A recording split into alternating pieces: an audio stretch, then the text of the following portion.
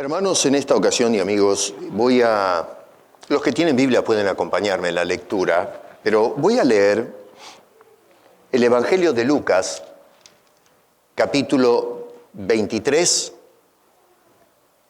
y vamos a mirar versos 26 al 43. Ahí está la cita, así que pueden seguirme con eso. Y Lucas relata la narración de esta manera. Y llevándole, obvio, esto es, entre paréntesis, a Jesús, tomaron a cierto Simón de Cirene, que venía del campo, y le pusieron encima la cruz para que la llevase tras Jesús. Y le seguía gran multitud del pueblo, y de mujeres que lloraban y hacían lamentación por él. Pero Jesús, vuelto hacia ellas, les dijo: hijas de Jerusalén, no lloréis por mí, sino llorad por vosotras mismas y por vuestros hijos. Porque he aquí vendrán días en que dirán: bienaventuradas las estériles, y los vientres que no concibieron, y los pechos que no criaron. Entonces comenzarán a decir a los montes: caed sobre nosotros, y a los collados: cubridnos. Porque si en el árbol verde hacen estas cosas, en el seco, ¿qué no harán o qué no se hará?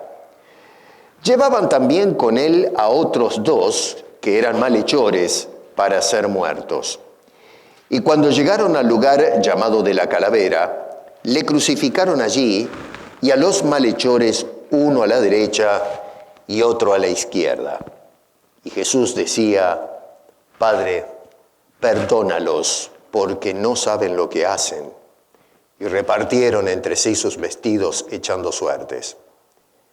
Y el pueblo estaba mirando, y aún los gobernantes se burlaban de él, diciendo: a otros salvó, sálvese a sí mismo, si este es el Cristo, el escogido de Dios. Los soldados también le escarnecían, acercándose y presentándole vinagre, y diciendo: si tú eres el rey de los judíos, sálvate a ti mismo. Había también sobre él un título escrito con letras griegas, latinas y hebreas: este es el rey de los judíos. Y uno de los malhechores que estaban colgados le injuriaba, diciendo: si tú eres el Cristo, sálvate a ti mismo y a nosotros. Respondiendo el otro, le reprendió, diciendo: ¿ni aún temes tú a Dios estando en la misma condenación?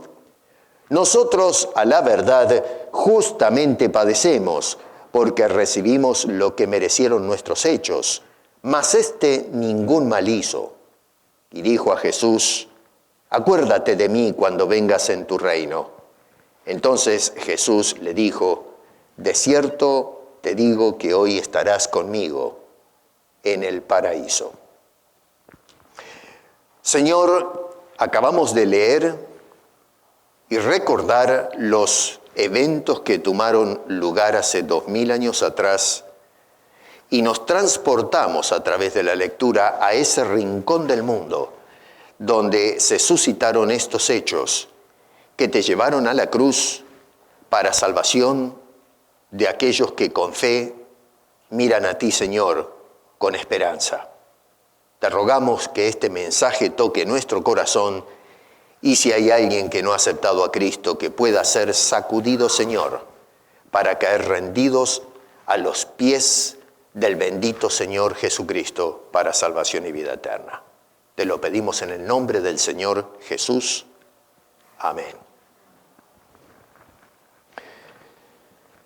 Hermanos queridos, prácticamente digo lo mismo todos los años en esta fecha, y es que hoy recordamos, y creo que no hace falta que les notifique esto, una vez más, el sacrificio que hizo Jesús en aquella ocasión en lo que conocemos como el Monte Calvario.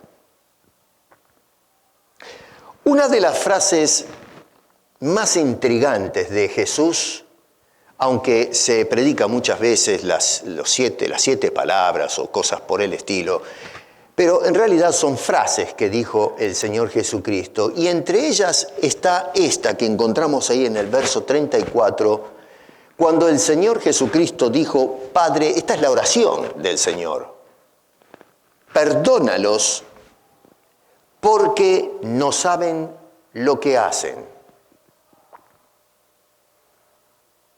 Porque no saben lo que hacen. Nosotros cuando leemos esto hoy nos preguntamos, ¿pero realmente la gente no sabía lo que estaba haciendo? Lo que estaba tomando lugar en aquel momento, en ese rincón del mundo, ¿podemos nosotros con toda confianza afirmar que la gente no sabía lo que estaban haciendo? En la actualidad, cuando las personas quizás recuerdan este evento que quedó marcado en la historia, a mi juicio es el evento más importante de la historia junto con la resurrección. Cuando la gente ignora eso, ¿saben o no saben lo que están haciendo? Más adelante, el apóstol Pedro, y esto lo relata Lucas también, Lucas es el autor de este evangelio, y también hay una segunda sección, que es el libro de los Hechos, que va ligada a este evangelio, y es una continuidad de lo que rescató Lucas y entonces lo envía para un tal Teófilo.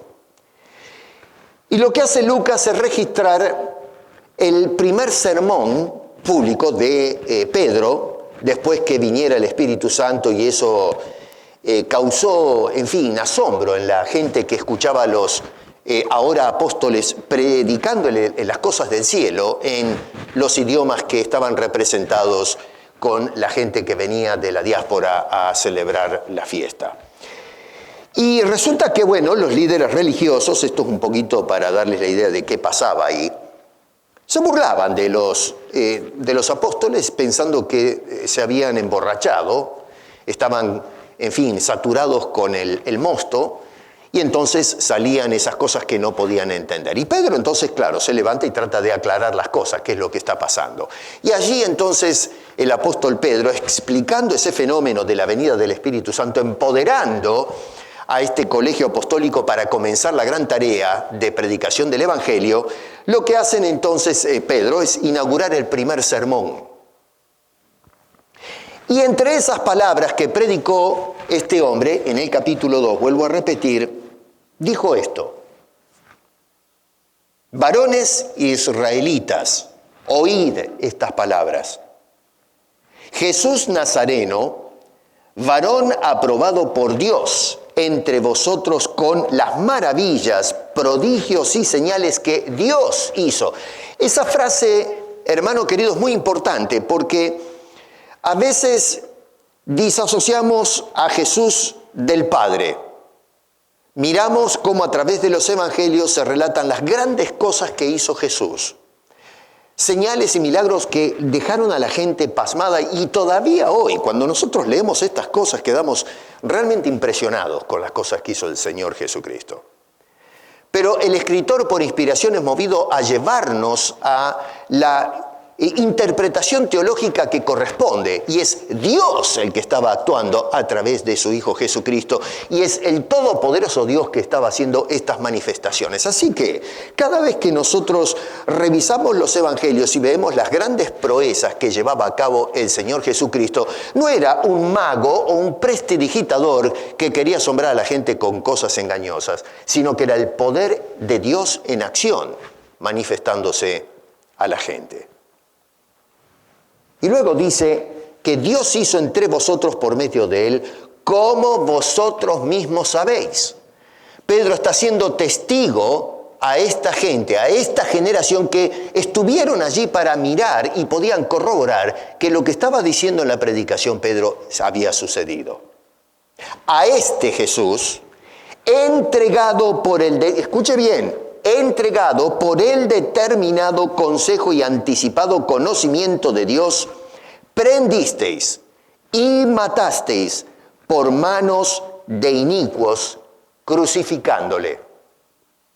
Más allá que está la verdad teológica que, si bien es cierto, la gente actuó en una forma bochornosa, sin embargo, Pedro nos está llevando un poco más allá y nos está revelando algo muy, muy importante, y es que lo que sucedió no fue simplemente por los caprichos de los hombres, sino que fue por el determinado o anticipado consejo y por el conocimiento de Dios. No fue algo que agarró a Dios totalmente distraído o desapercibido, sino que Dios tenía todo esto planeado, predeterminado, y se estaba dando o tomó lugar lo que Dios había planeado. Lo que llama la atención en esta predicación es que Pedro está indicando que esta gente manipularon y utilizaron a las autoridades para asesinar a Jesús. Fue un asesinato público de una persona inocente.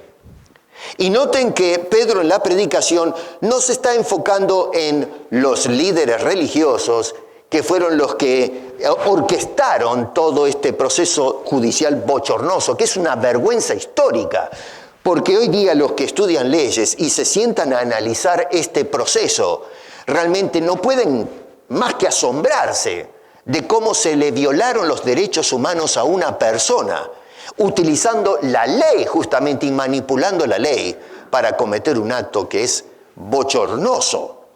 Manipularon las autoridades y no se enfocan los líderes, sino que está siendo cómplices de este evento a la sociedad entera en aquel momento. En el segundo sermón, que lo vemos en el capítulo 3 del libro de Hechos, otra vez, es el mismo Pedro que presentó el mensaje, va a decir ahora estas palabras, que es más o menos lo mismo, pero le da otro enfoque.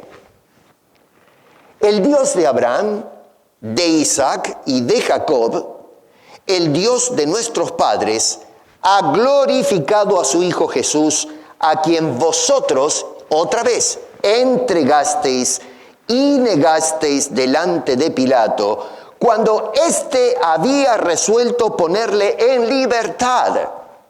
Mas vosotros negasteis al santo y al justo, y pedisteis que se os diese un homicida, y matasteis al autor de la vida.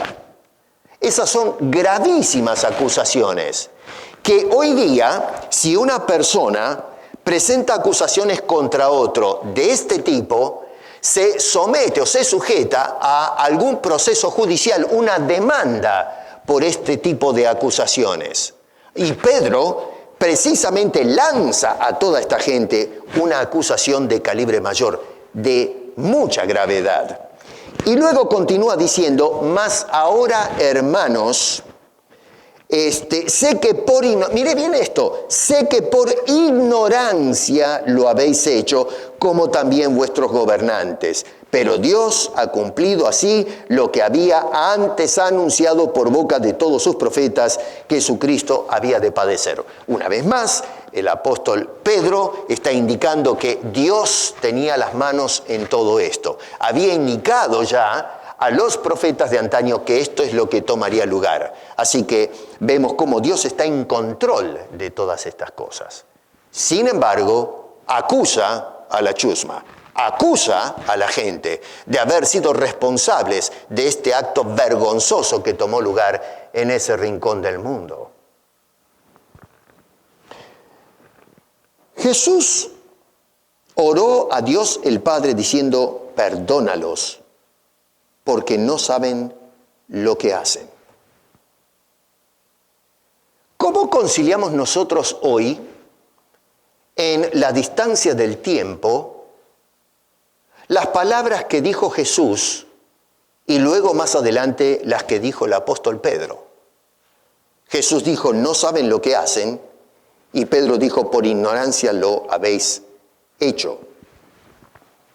La pregunta que nos desborda es, bueno, a ver, pero ¿sabían o no sabían lo que esta gente estaba haciendo cuando crucificaban al Señor Jesucristo? Cuando nosotros hoy negamos a Jesús, y lo hacemos deliberadamente, cuando escuchamos la predicación del Evangelio, cuando se le dice a las personas que la justicia divina demanda el castigo del pecador y a menos que acepte la salvación ofrecida por medio de Jesucristo, su persona y su obra, esa persona queda eternamente ligada a condenación. Cuando una persona que escucha esto dice, no me interesa, ¿es o no es conocedora de su acción? ¿Sabe o no sabe lo que está haciendo? Otra pregunta que desde el punto de vista ético podemos hacernos para englobar esas preguntas que acabo de hacer es, ¿bajo qué condiciones se puede decir que alguien es moralmente responsable cuando actúa?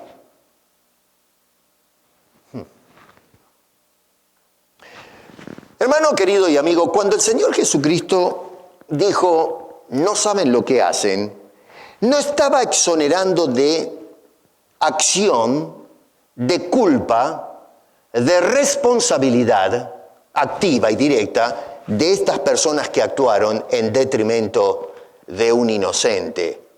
Luego Pedro, noten que lanza esa tremenda acusación contra ellos, sabían muy bien lo que estaban haciendo. Es un absurdo pensar que toda esta gente que había actuado con un objetivo claro, y era matar a ese hombre, que no sabían lo que estaban haciendo, que no sabían que era un acto de injusticia, una atrocidad, y todos los que estaban envueltos en esta situación.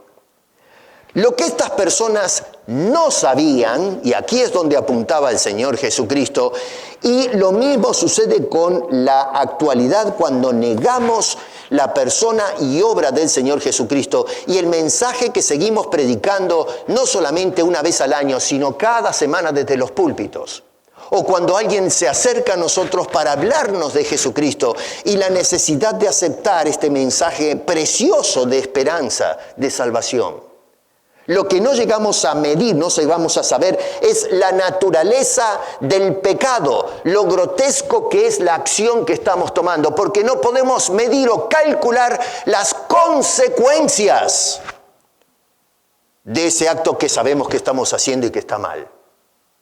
Saben la gente que están haciendo mal, pero lo que no saben es lo que implica para ellos. No saben sopesar que esto tiene consecuencias eternas. Y cuando se les habla de esto, incluso llegan a burlarse, no solamente del mensaje, sino también de la obra que Dios hizo y la persona misma del Señor Jesucristo, dándole la espalda. Ese era el estado de ignorancia que decía el Señor en esta tremenda oración. No ignorancia del delito que acababan de cometer, sino de las dimensiones que tenían lo que estaban haciendo. Es decir, no saben lo que hace significa no están calculando la gravedad del delito deliberado que ellos están cometiendo. Acá nadie es inocente. Nadie. Inclusive uno podría decir, bueno, pero a ver, está María, la madre, ¿no? Está Juan, está allí al lado de la madre y los otros hombres que siguieron al Señor. Nadie es inocente. Absolutamente una persona que usted encuentra entre toda esa gente y que pueda decir, yo soy inocente de esto que está tomando lugar. Porque sabían muy bien que todo este procedimiento estaba mal y no hubo uno que levantara la mano diciendo, momento, esto no debe tomar lugar en este lugar.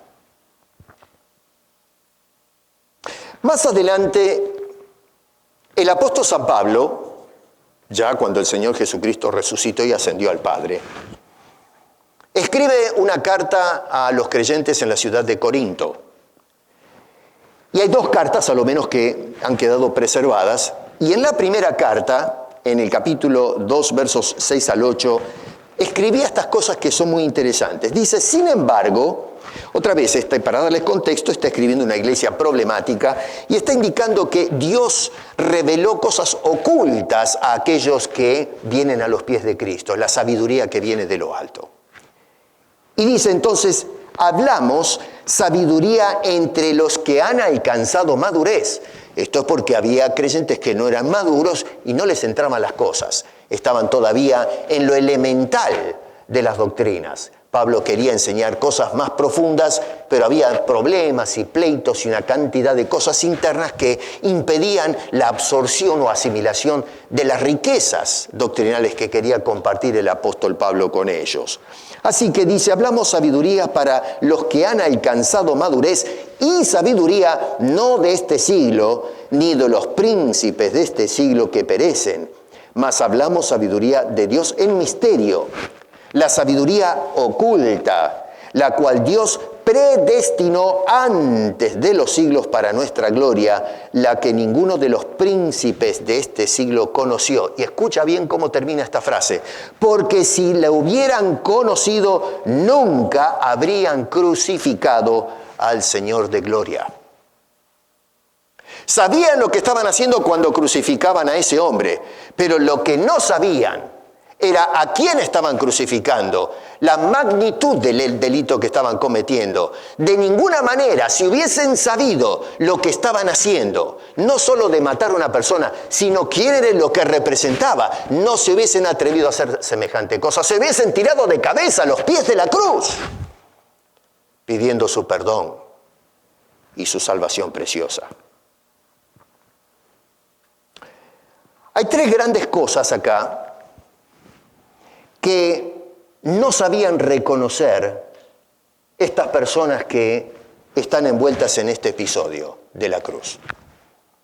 Uno es la grandeza de la templanza de Cristo. Segundo, la grandeza del sacrificio de Cristo. Y número tres, la grandeza de la gran promesa de Jesús desde la cruz. Vamos a explorar un poquito estas tres cosas. En primer lugar, su gran templanza. No lo voy a leer de nuevo porque ya lo leímos, pero allí en los versos 26 al 31 se nos habla cómo Jesús, en fin, está en lo que llaman, acaban de cantar, la vía dolorosa se le llama, Jesús así tropezando con el peso del madero. Agarraron a un señor que, porque ya no daba más, se puede entender, habían reventado a golpes a este hombre, sin comer, deshidratado, en fin, desvelado porque no había dormido, estaba completamente estropeado. Le cargan entonces el poste a una persona que venía ahí de su trabajo, de prepo, los romanos le tiraron esto encima, y ahí va Jesús caminando, todo lastimado, y iba al patíbulo. Póngase a pensar en esto. Yo quiero que usted ahora mentalmente se ponga en el lugar de Jesús. Olvídese de mirar a Jesús en el trayecto. No, imagínese que es usted el que está caminando en ese trayecto. Usted es la víctima. A usted le hicieron este asunto que encontramos acá. Lo acusan falsamente. Usted está tranquilo haciendo sus tareas. Y lo que hacen las autoridades religiosas primero es armarle una causa, sencillamente porque no le entra por el ojo. Le toman idea, le tienen envidia lo que pasó con Jesús. No le gusta lo que usted, cómo se comunica. Y entonces le arman una causa, le levantan algo, una acusación totalmente falsa. Así que vivía perseguido por el sector religioso, personas que supuestamente conocían las Escrituras, eran los maestros de la nación, que tenían que dar no solamente la enseñanza, sino ser el ejemplo de rectitud moral, debido a que tenían que ser un pueblo santo, porque Dios que los llamó era un Dios santo. Así que ellos tenían que transmitir y destilar lo que enseñaba la palabra de Dios, de ser gente digna, recta, santa. Ellos debían ser los líderes que debían inculcar estos valores o principios al resto del pueblo. Bueno, fueron ellos los que levantaron una causa falsa contra el Señor. Y tal es así que levantaron las baldosas y las alfombras buscando algo a través de todo el curso de su vida para agarrarse de eso y decir, se dan cuenta, este hombre es culpable, debemos enjuiciarlo. Y no encontraron absolutamente nada, ni siquiera una palabra fuera de lugar. Y es por eso que tuvieron que buscarse testigos falsos, que inclusive ellos, que no son inocentes, sabiendo lo que estaban haciendo, estuvieron dispuestos a venderse a sí mismos y levantar o hablar falsamente de este hombre inocente.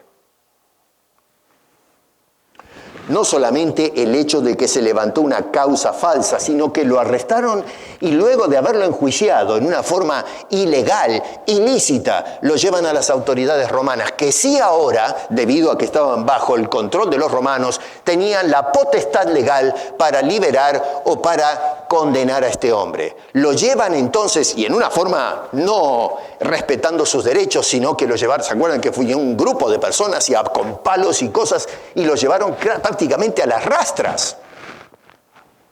Lo hicieron de noche para que nadie pueda protestar sobre este acto bochornoso, este abuso de los derechos. Lo presentan a Roma. ¿Y qué hace Roma? Lo que hace Roma es sorprendente, porque al estudiar la causa, el representante de la nación, Pilato, lo declara inocente. No hay absolutamente nada de esta causa armada. Se da cuenta este hombre que esto es una manipulación de la autoridad y una maniobra por parte de estas personas que no tiene fundamento legal, y declara públicamente a Jesús inocente de todos los cargos. Usted esperaría, si escucha al juez dictar la inocencia, es que inmediatamente digan, dejen libre a ese hombre. Y lo que hace este hombre es sostener al supuesto inocente y mandarlo a que lo golpeen. Los soldados, la fuerza pública que debía mantener la ley y el orden, lo que hacen es ir y golpear y abusar del detenido. No solamente eso, pero además de haber sido declarado inocente, declaran que ha de morir, pagar con su vida por ser inocente. Y si ya eso no es algo para ponernos la sangre hirviendo, encima lo que van a hacer es exponerlo públicamente a la humillación, a pasearse desnudo, totalmente expuesto, golpeado, para seguir adelante con este acto bochornoso que se estaba haciendo contra este inocente hombre. Es algo que lo deja a uno pasmado. Supóngase que a usted le hayan hecho eso en estos días. ¿Cómo hubiese reaccionado? ¿Qué hubiese hecho usted en el lugar del Señor? Yo a veces miro las noticias y veo como todo el tiempo, en todo el continente y en otras partes del mundo, estamos los nuevos movimientos ideológicos reclamando por los derechos. Muchas veces levantamos las voces y hacemos manifestaciones cuando los derechos de las personas son violentados. Y sin embargo, aquí no encontramos a nadie que levante los carteles diciendo, esto es un acto bochornoso, lo que se está haciendo con esta persona. Y lo que se hace hoy con la gente no tiene ni siquiera similitud o no se asemeja a este atropello que tomó lugar en el juicio y condenación del Señor Jesucristo. Nos dice allí que le seguía en la procesión un montón de gente. Verso 27, una gran multitud. ¿Qué hacía esa gente ahí? Los romanos estimulaban esto porque querían utilizar este tipo de espectáculos bochornosos para hacer descarmiento a alguno que se quiera hacer el vivo con la ley romana y de alguna manera infundir temor en el resto de la sociedad. Estamos hablando de una Jerusalén que está en una etapa muy difícil, había ciertos movimientos, vamos a llamar de tipo paramilitar o subversivo, que se movían en forma subterránea o escondida dentro de la sociedad y que inclusive cometían atentados contra las autoridades romanas. Querían sacarse el yugo romano de encima. Eran momentos muy difíciles. Por lo pronto, entonces, cuando colgaban una persona, lo querían hacer públicamente para que la gente escarmiente y tenga temor del poder y la autoridad de Roma. No solamente eso, pero también otros iban sencillamente movidos o incitados por el morbo. Algo así como cuando nosotros manejamos por la autopista y vemos un accidente y cierran la carretera de un lado y entonces nosotros del otro lado aflojamos la velocidad y miramos. Y no estamos mirando para ver los fierros retorcidos o el coche abollado o una rueda tirada por ahí. No, la gente no tiene interés de mirar un coche abollado. Lo que quieren ver es si hay un brazo en el medio del asfalto o si la mitad del cuerpo de la persona atravesó el parabrisas. Si lo están sacando los bomberos y podemos ver el cuerpo de esa persona. Es por eso que la gente para mirar.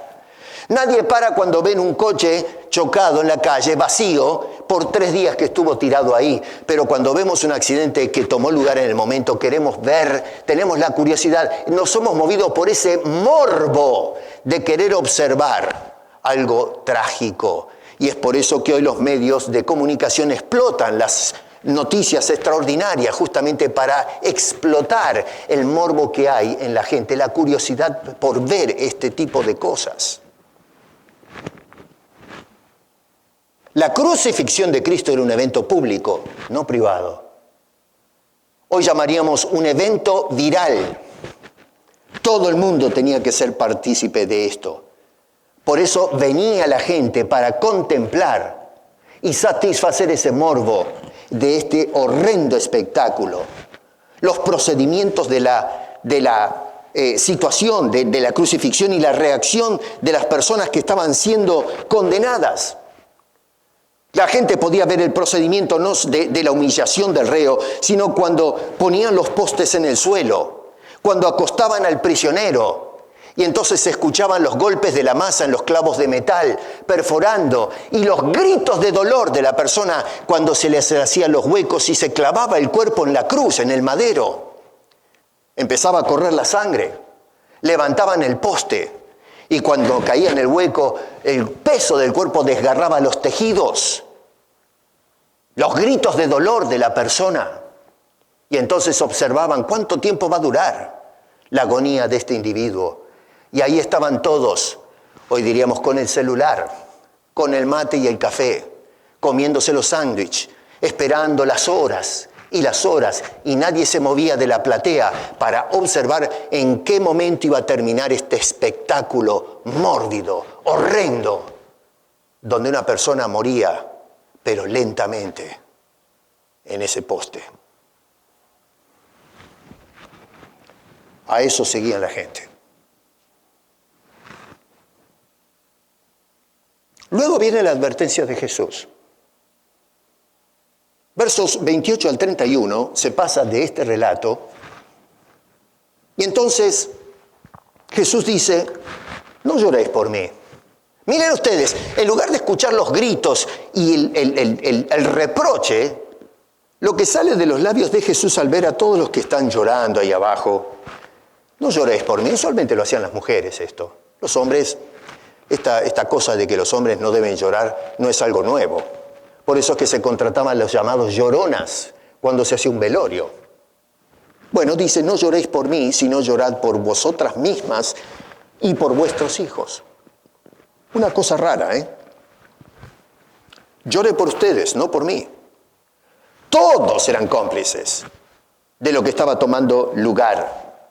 Nosotros tenemos la tendencia de decir la culpa es del otro. En mi país están ahora los políticos diciendo que la culpa la tiene el gobernante que dejó el país torcido.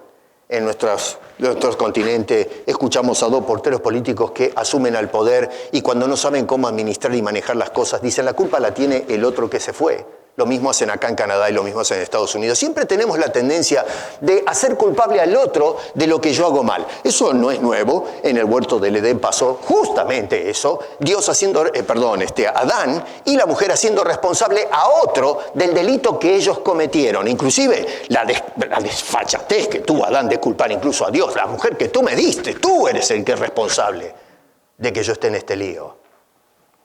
Eso no es nada nuevo. Nosotros proyectamos nuestras culpas, nuestra responsabilidad sobre otros. Y hoy en nuestra sociedad eso es algo que se ha hecho popular. La culpa la tiene la sociedad, los padres, los maestros, la policía, el político. Nosotros somos inocentes en todo el sentido de la palabra. Siempre hay alguien que es responsable por mis malas decisiones. La culpa es de los líderes religiosos. No, señor, la culpa era también de los otros. La culpa era de Roma, porque, debió de haberlo liberado, ¿no es cierto? Y en cambio lo están condenando ahí. La culpa era del pueblo, porque cuando este hombre dijo, ¿qué hago? ¿Le suelto a este o al otro? ¿A un delincuente o a Jesús? La gente pidió al delincuente. Podrían haber levantado la mano y decir, no señor, liberen a ese hombre. Usted ya lo declaró inocente. La ley romana determina que entonces el inocente debe ser puesto en libertad. Ustedes, los líderes de la nación, que deberían ser el compás moral nuestro, tienen que dejar a este hombre libre. Acaba de ser declarado inocente por la autoridad. Deben soltarlo. Y si la gente se resistía, debieron de ir con los cuerpos mismos, toda la masa, agarrarlo a los judíos y decir, ese hombre tiene que ser puesto en libertad. No hubo ni uno, una sola persona, ni siquiera los discípulos, que levantaran la voz diciendo, dejen a ese hombre suelto. Lo ven colgado en la cruz y no hay una sola voz que diga, eso no es correcto. Uno puede decir, bueno, porque tenían temor a la autoridad, temor a que los crucifiquen a ellos, lo que sea. Pero el hecho de que tengamos temor no oculta el delito de haber cerrado la boca contra un acto bochornoso. ¿Qué hacía la multitud?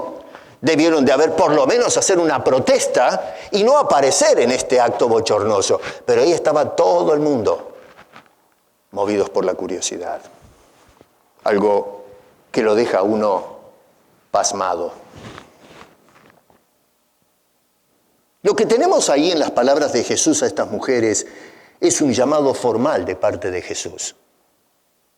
Primero, verso 21, un llamado a lamentar por la falta de discernimiento de lo que va a tomar lugar. Lo único que ven es la condenación de una persona. No tienen el discernimiento de la dimensión de lo que está tomando lugar. Segundo, un llamado a lamentar por las consecuencias. Versículo 29. Jesús está vaticinando lo que va a tomar lugar en poco tiempo. Los romanos, ellos, miren qué cosa, ¿no es cierto? Llevaron a Jesús para condenarlo. Que los romanos condenen a este hombre. Y son los romanos los que van a condenar a la nación. Ellos van a destruir esta ciudad. Van a matar a estos hombres que querían y que llamaron a las autoridades para condenar a Jesús. Jesús vaticina, pronostica lo que está a punto de tomar lugar en ese sitio. Y las condiciones extremas en que va a terminar la ciudad de Jerusalén. Eso tomó lugar en el año 70 de nuestra era cristiana. Y número 3, un llamado a considerar, versículo 31. Si yo, que soy inocente, si al inocente hacen esto, ¿qué no se hará con los culpables de semejante ultraje? Y ciertamente que la ciudad fue devastada. Inclusive la gente practicaba el canibalismo durante el sitio de Jerusalén. Por eso decía que caigan los montes, que no tengamos hijos. Los hijos, nos dice Josefo Flavio, se comían a sus hijos. La gente se robaba la carne de los hijos en la boca para sacarle de la boca, pero una cosa tremenda, para comer ellos.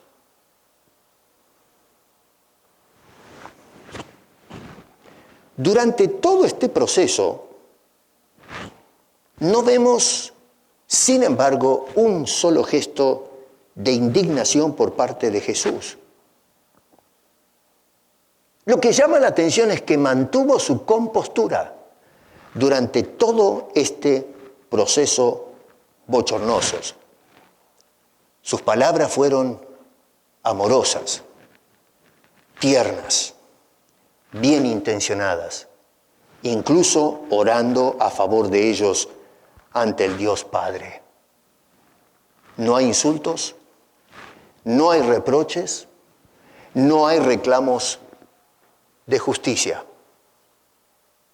La grandeza de la templanza de Jesús. Segundo, su gran sacrificio. Ustedes se van a los versos 32 al 39 y es interesante porque Jesús se somete al sacrificio de ser contado con lo peor de la sociedad.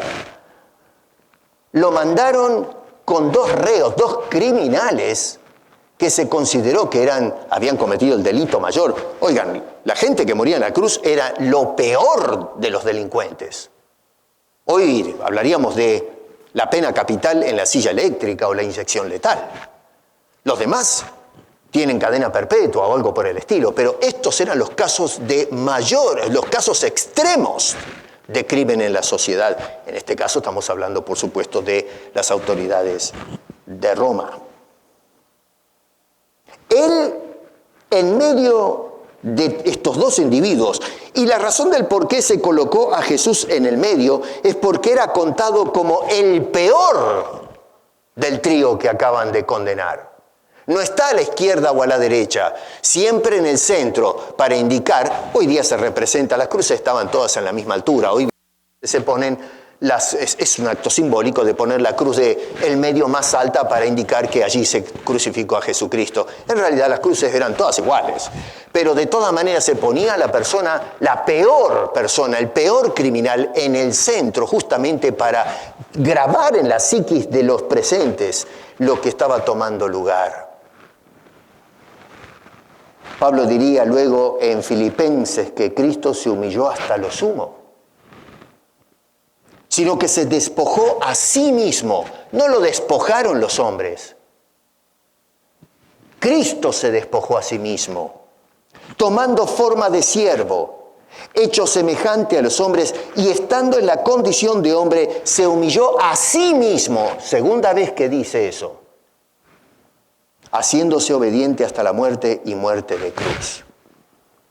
Él mismo escogió esto. Propia voluntad asumió todo lo que está tomando lugar en este proceso infame. El sacrificio de Cristo en someterse a ser contado con lo peor de la sociedad. No solamente eso, pero se sacrificó contemplando cómo repartían sus pertenencias más rudimentarias. Ahí nos dice que se agarraron y se sortearon las prendas de Jesús. ¿Qué tenía Jesús? ¿Qué valor tenían esas prendas? He leído cosas acerca de, era un traje sin costura, de valor y qué sé yo. Son todas pavadas. Un soldado romano, no necesitaba del trapo de un judío para tirárselo encima. Es más, despreciaban todo lo que venga de los judíos. Lo que estaban haciendo era repartiéndose el trofeo. Jesús sabían que era famoso en esos momentos y lo que estaban quedándose es con ese trofeo, ese recuerdo. Nosotros fuimos partes y testigos de este acto, de este que llamaban el rey de los judíos, nos metimos al judío en los bolsillos. Era otro acto de bochorno, de humillación. Estaban llevándose esta reliquia, no porque realmente estaban interesados en un trapo que se ponía Jesús. ¿Cuántas ropas tenía Jesús? Si a duras penas tenía la túnica con la que iba para todos lados, ni una asquerosa almohada tenía para poder dormir a la noche. Y Jesús tuvo que mirar cómo estos hombres se sorteaban lo único que llevaba puesto, de lo cual había sido despojado antes de ser sometido al suplicio en manos de los soldados, antes de ser llevado en el proceso hacia la cruz. El sacrificio de Jesús al aceptar cómo se burlaban de él verso 35, en una forma impúdica, burlándose de un hombre que era inocente y que está sufriendo lentamente los dolores y la agonía de un elemento de tortura brutal como una cruz. Lo escarnecían, dice el verso 36, los que supuestamente tenían que mantener la ley y el orden. Y luego unos delincuentes que estaban colgados con él también, dice que lo increpaban. Como si eso ya no fuera suficiente. Ahora los delincuentes también, los que merecen la muerte, los atorrantes, también se mofan de este que es inocente, el colmo de los colmos. No nos olvidemos que Mateo nos dice que en un momento dado, este hombre que acá, por ejemplo, lo vemos después confesando, también increpaba a Jesús. Los dos fueron culpables de escarnecer al Señor Jesucristo. Jesús estaba derramando poco a poco, minuto a minuto, su preciosa vida en sacrificio por todos quienes con fe alzaron sus ojos y siguen alzando los ojos al perfecto Hijo de Dios, implorándose salvación y vida eterna. El sacrificio que hizo Jesús por ti y por mí. Pablo, por cierto, nos llama cuando escribe la carta a los Efesios en el capítulo 5, versos 1 y 2, ya ahora a los creyentes, dice, sed imitadores de Dios como hijos amados y andad en amor como también Cristo nos amó y se entregó a sí mismo por nosotros, ofrenda y sacrificio a Dios en olor fragante. Jesús se ofreció en sacrificio no a nosotros, sino a Dios el Padre.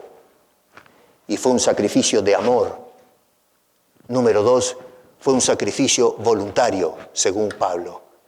Y número 3, un sacrificio acepto a Dios, pero rechazado por nosotros los hombres. Su gran templanza, su gran sacrificio y número 3, su gran promesa. Versos 40 al 43. Acá va a pasar algo muy raro, porque tenemos a uno de los malhechores, el de la derecha, que despotricaba con el otro delincuente que estaba del otro lado. Pero de repente pasó algo.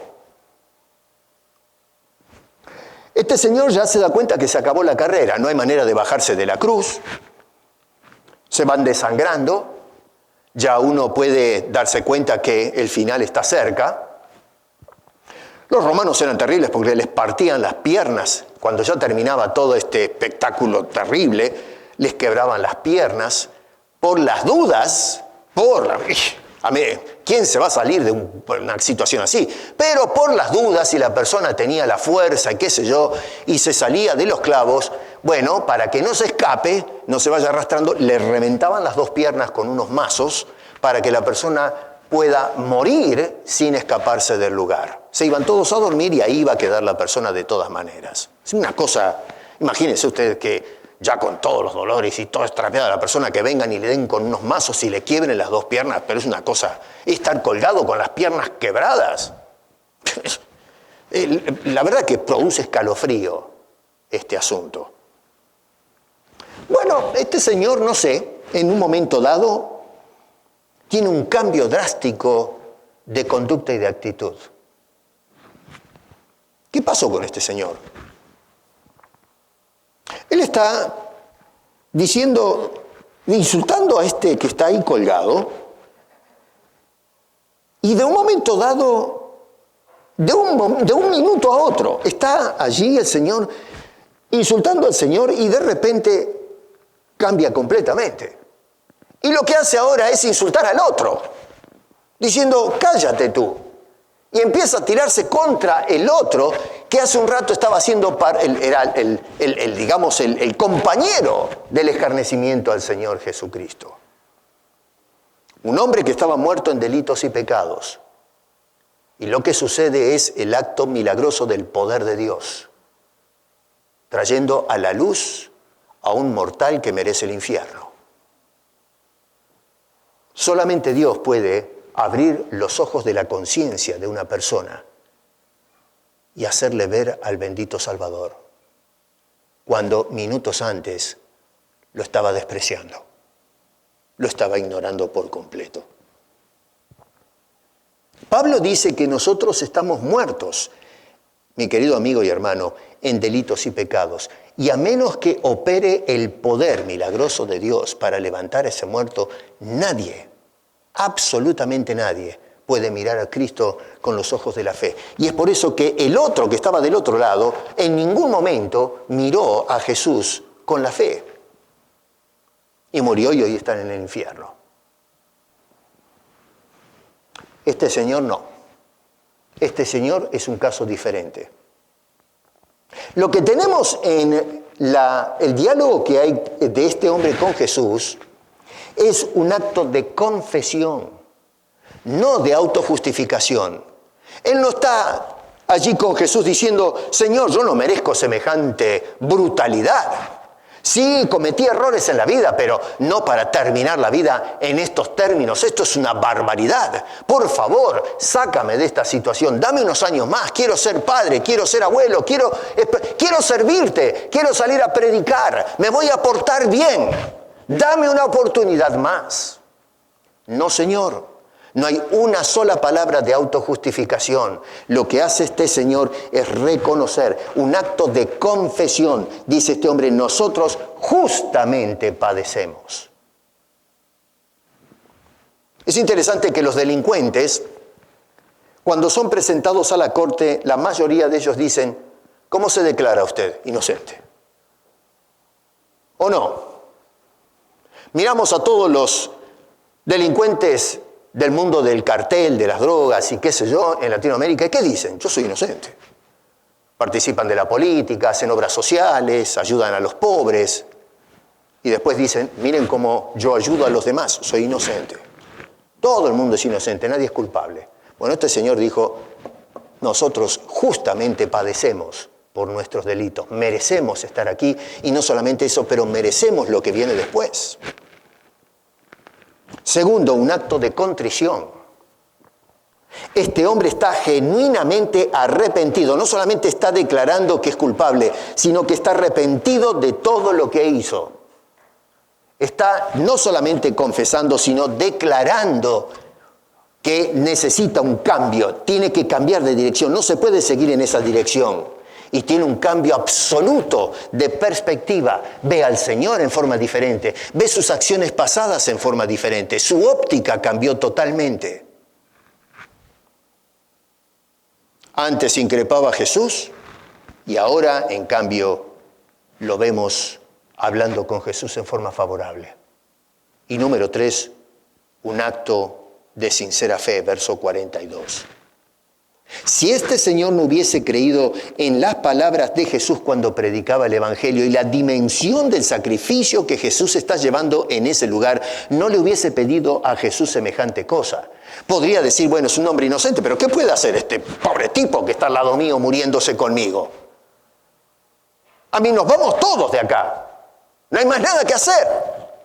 Me falta el oxígeno, me estoy muriendo. ¿Qué va a hacer este tipo si él está en las mismas condiciones que yo? Tiene que tener una fe tremenda en lo que éste es y lo que hace y lo que habla para poder pedirle semejante cosa en el momento final de su existencia. Fe en la persona de Jesús en las peores condiciones.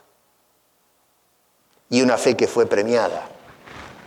Este señor tenía esa fe que declara Hebreos cuando dice que es la certeza de lo que se espera y la convicción de lo que no se ve. Y si bien es cierto que el escritor de Hebreo contextualmente está hablando de los que creen, la fe ya no salvífica, pero la fe del correr de todos los días. Sin embargo, desde un punto de vista salvífico, tenemos que tener esa fe que cree, a veces sin llegar a ver. Cuando nosotros escuchamos el Evangelio, nos hablaron de cosas sublimes que no palpamos y no vemos, pero las creemos. No vemos a Jesús, no lo vimos en la cruz. Esto pasó hace tiempo, estamos hablando de historia que tomó lugar en el tiempo. Pero lo creemos por fe. La certeza de lo que se espera, la convicción de lo que no se ve. Y sin fe es imposible agradar a Dios, dice tal escritor.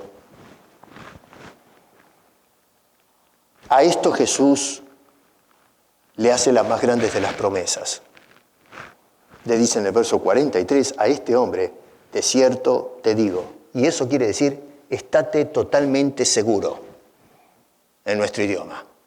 Que no te quepa la menor duda que hoy estarás conmigo. Hoy, en el paraíso. No dentro de 1000, 2000, 3000 años. No, hoy estarás al lado mío, conmigo, en el paraíso. Templanza, sacrificio, promesa. La multitud no sabe lo que están haciendo. Los que crucificaban a Jesús no saben lo que están haciendo. Los que se burlaban de él no saben lo que están haciendo. Y los condenados, en este caso podemos decir uno de los condenados, tampoco sabe lo que está haciendo. Saben que están haciendo algo incorrecto, pero la dimensión, la magnitud y las consecuencias de los que están haciendo no las pueden medir en absoluto, porque no tienen la luz de Dios despertando el corazón y la conciencia del hombre para ver lo grave del pecado y que merece condenación. Y si no es por el perdón de Dios, merecemos el infierno. Nosotros hoy vivimos en las mismas condiciones. Nosotros hoy, sí me pueden decir, pero yo no estuve ahí, yo no tengo nada que ver con esto. Pero dígame una cosa, ¿usted piensa que es inocente cuando está negando la salvación que le ofrece gratuitamente a usted? Cuando alguien como Jesús, el Hijo de Dios, vino a dar su vida para salvarlo a usted y usted dice, no necesito a Jesús. No me vengan con ese mensaje, ustedes los religiosos. Usted piensa que, a ver, si alguien le hace semejante desprecio a su hijo, que su hijo, por ejemplo, va a dar la vida en la guerra para defender a una sociedad y ese hijo que usted está entregando para el servicio, está derramando su vida y los demás de la sociedad están celebrando en lugar de apoyar a ese hijo. ¿Y usted va a considerar a la sociedad inocente de semejante cosa? Dios envió al Hijo unigénito, sin pecado, para dar su vida, para darle a usted la salvación, y usted dice, no me interesa, no la necesito. ¿Cómo cree que va a responder Dios? ¿Cómo cree usted que se va a salvar del juicio de Dios y de la amonestación justa del Señor? Cuando usted actúa de esa manera, sabe que está haciendo mal, pero no está midiendo las consecuencias del delito que está asumiendo. La única esperanza que tenemos nosotros la vemos ejemplificada en la actitud que tuvo este señor. El único en toda la escena que relata Lucas. Y es interesante porque los otros evangelistas no mencionan para nada esto. Los otros evangelistas dicen que los dos escarnecían a Jesús y no se dice más nada. No tuvieron interés en hablar de la conversión de este individuo. Uno puede decir, bueno, ¿pero por qué? Bueno, porque estaban apuntando a otra cosa, estaban apuntando al Jesús y cómo dio la vida en la cruz del Calvario, la parte teológica. Lucas le llamó la atención a este asunto y es por eso que la captó. Y gracias a Dios que Dios utiliza los 4 evangelios para darnos una panorámica completa de todo lo que tomó lugar. Si leemos un solo evangelio nos quedamos con la información a medias. Y Lucas es el que entonces cuando buscaba la información, hizo el trabajo periodístico, le pasaron el dato. Ahí había uno de esos reos, se convirtió y Lucas dijo, flauta, esto hay que hacérselo saber a Teófilo. Y entonces lo metió como parte del Evangelio. Y gracias a Dios que preservó eso, porque hoy sabemos de este hombre. Y es el único en todo este incidente, el único.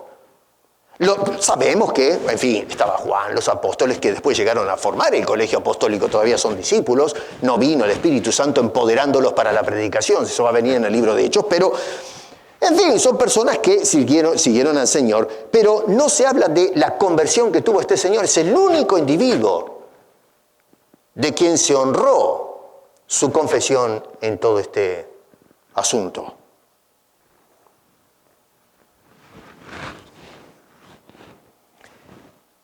¿Qué lecciones aprendemos de esto que acabo de compartir con ustedes? Para ir cerrando, 4 cosas. No sea otro simple espectador como esta multitud, que año tras año vamos a una iglesia Vamos a una procesión delante de una imagen o detrás de una imagen. Nos tragamos un servicio y después volvemos como que no pasó absolutamente nada. Mañana, el domingo, el lunes. Acá no ha pasado nada. Un simple espectador. Y déjeme decirle que el ir a una iglesia o detrás de una procesión no hace salvo a nadie. No se ha salvado a nadie por seguir atrás de una procesión. Nadie se salva por venir a la iglesia a escuchar un sermón. Nadie se salva por el hecho de ir todos los días a un edificio donde se celebran ritos religiosos. Cristo es el que salva. La persona que acepta como este delincuente, tiene un cambio de actitud, un genuino arrepentimiento, ese es el único que tiene favorecida la salvación y la vida eterna. El hecho de andar en procesiones no salva absolutamente a nadie. Es Cristo el que salva en ese sacrificio. Segundo, deberíamos hacer también nosotros lamentación por el juicio que se avecina. Porque si bien es cierto que acá esto ya tomó lugar en el año 70, como indiqué antes, los versos 28 al 31, si nosotros seguimos el curso normal de cosas que está sucediendo en la sociedad contemporánea, nos vamos todos de cabeza al infierno. Y no no nos entra en este endurecido cráneo que este mundo se va de cabeza al infierno, que todo esto que nosotros vemos y disfrutamos se va a terminar. La gente no lo quiere entender esto, pero el hecho de que ignoremos estos hechos, que no le prestemos atención, no quiere decir que no va a tomar lugar, está pronosticado.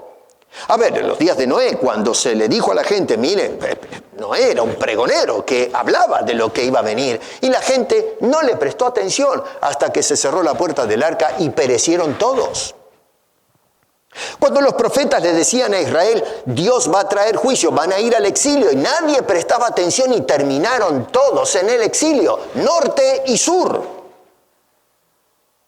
Cuando el Señor Jesucristo les dijo que lo que ven ustedes aquí en esta ciudad y en este templo no va a quedar absolutamente nada, ni piedra sobre piedra, la gente no prestó atención y sucedió. Y Dios nos está diciendo que de este mundo no va a quedar ladrillo sobre ladrillo, todo va a ser pasado a fuego.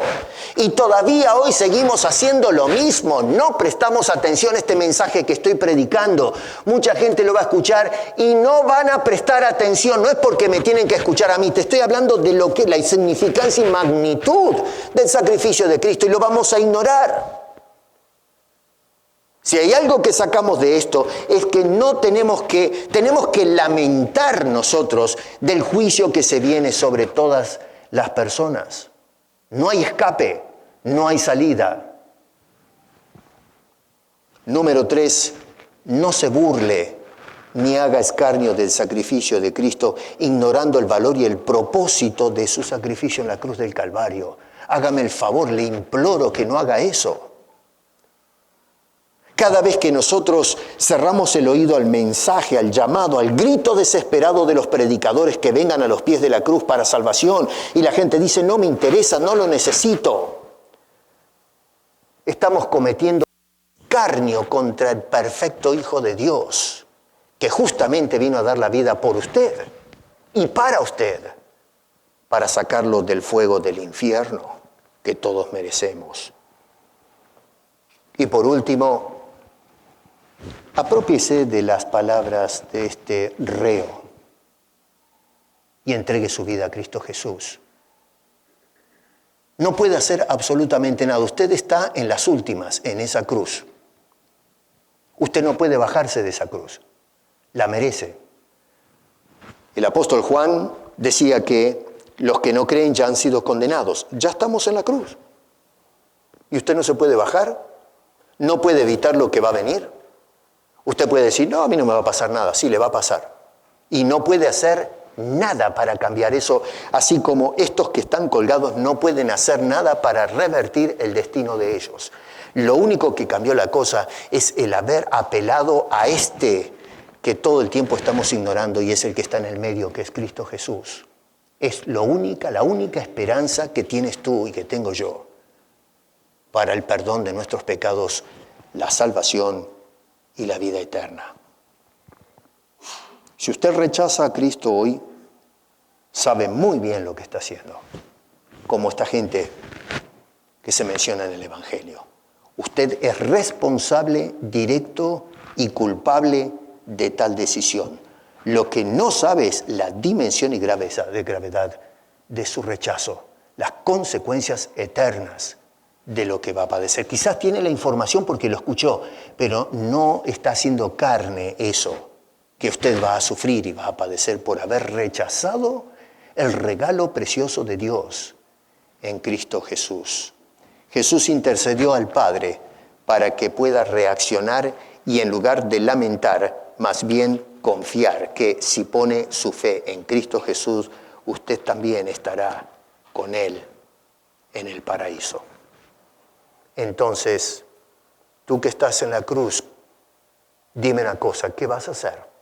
¿Vas a hacer lo que hizo uno de los malhechores que jamás puso su fe en Cristo Jesús, sino que se burló de Él?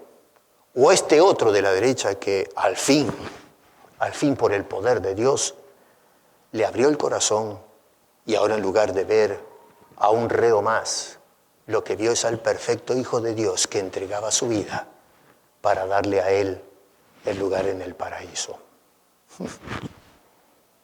¿Se dan cuenta qué hermosa historia? Bueno, eso es lo que nos cuenta Lucas. La gran templanza, el gran sacrificio y número 3, la gran promesa. Y eso es lo que el Señor quiere dejar en nosotros en esta fecha tan importante. Ojalá que el Espíritu Santo toque tu corazón si no has aceptado a Cristo y su salvación, y que en este día lo hagas y te vayas de aquí con la bendita promesa que estarás en ese lugar precioso que nos ofrece a todos aquellos que pongamos nuestra fe y confianza en el bendito Salvador. Padre, muchas gracias por tu obra, tu persona, por tu sacrificio. Señor, tú hiciste milagros extraordinarios. Cuando leemos los evangelios quedamos asombrados de las maravillas que se hicieron cuando estuviste en el ministerio terrenal. Pero el milagro de los milagros es cuando se efectúa la salvación de cada persona que pone su fe en Cristo.